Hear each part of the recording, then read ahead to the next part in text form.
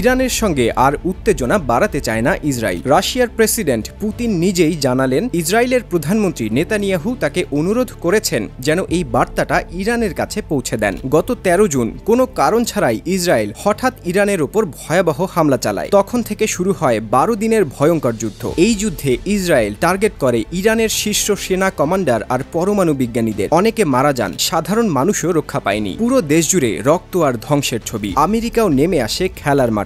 আন্তর্জাতিক আইন ভেঙে তারা ইরানের ৩টি পারমাণবিক কেন্দ্রেই বোমা ফেলে। ভাবতে পারেন, তারপর ১২ দিন পর ২৪ জুন সবকিছু থামল। ইরানের পাল্টা আঘাত এতটাই জোরালো ছিল যে ইসরায়েল আর আমেরিকা দুজনেই পিছিয়ে যেতে বাধ্য হয়। শেষ পর্যন্ত ইসরায়েল একতরফা যুদ্ধবিরতি ঘোষণা করে। আল জাজিরার প্রতিবেদন মতে গত সোমবার ৬ অক্টোবর নেতানিয়াহুর সঙ্গে টেলিফোনে কথা বলেন পুতিন। ফোনালাপে মার্কিন প্রেসিডেন্ট ডোনাল্ড ট্রাম্পের গাজা পরিকল্পনার পাশাপাশি মধ্যপ্রাচ্য পরিস্থিতি নিয়ে কথা বলেন তারা। গত জুলাইয়ের পর এটা ছিল তাদের মধ্যে তৃতীয় ফোনালাপ। গত বৃহস্পতিবার ৯ অক্টোবর তাজিকিস্তান সফরকালে পুতিন রুশ সংবাদ সংস্থা তাসকে বলেন, আমরা ইসরায়েলের সাথে আস্থার সাথে যোগাযোগ বজায় রেখেছি। সম্প্রতি ইসরায়েলি প্রধানমন্ত্রী নেতানিয়াহুর সাথে ফোনালাপের সময় আমাকে আমাদের ইরানি বন্ধুদের কাছে এই বার্তা পৌঁছে দেওয়ার জন্য অনুরোধ করা হয় যে ইসরায়েল একটি মীমাংসার জন্য প্রতিশ্রুতিবদ্ধ এবং কোনো ধরনের সংঘর্ষে আগ্রহী নয়। ইসরায়েল কেন হুট করে বলে ফেলল আর উত্তেজনা চাই না? এখানে কিছু কারণ থাকতে পারে। প্রথমত,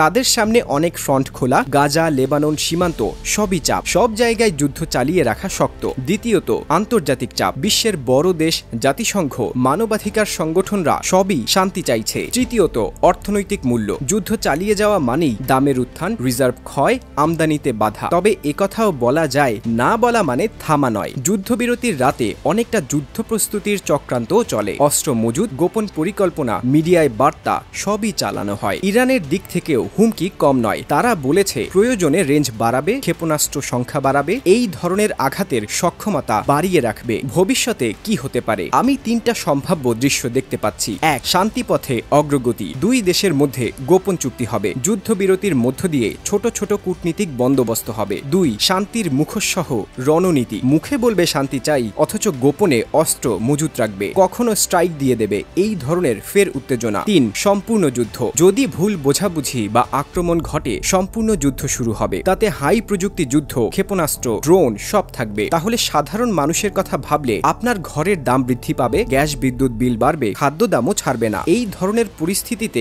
আমাদের করণীয় হলো দুর্বার সংবাদ বিশ্বাস না করা, সতর্ক থাকা, অর্থনৈতিকভাবে কিছু প্রস্তুতি রাখা, সরকার ও গণমাধ্যমগুলোর দিকে নজর রাখা। বন্ধুরা, যুদ্ধ বড় খেলা। আপনার ঘর, আপনার খরচ, আপনার জীবন এসবই এতে সামনে আসে। তাই খবরই নয়, সচেতন থাকা খুব জরুরি। ইতিমধ্যে মধ্যপ্রাচ্যে উত্তেজনা এমন পর্যায়ে পৌঁছেছে যে আমি আর উত্তেজনা চাই না এই কথা শোনার পর স্বস্তি পাওয়া যায়, কিন্তু সেটা সবকিছুকে স্থির করবে এটা ভাবা যাবে না। কথার পেছনে কৌশল, গোপন পরিকল্পনা ও বাজার চাল নিয়ন্ত্রণ এসবই প্রকৃত যুদ্ধের মূল অংশ। যদি শান্তি হয় তাহলে সবাই জিতে যাবে, আর যদি যুদ্ধ শুরু হয় ছোট দেশগুলোর ক্ষতি সবচেয়ে বেশি হবে।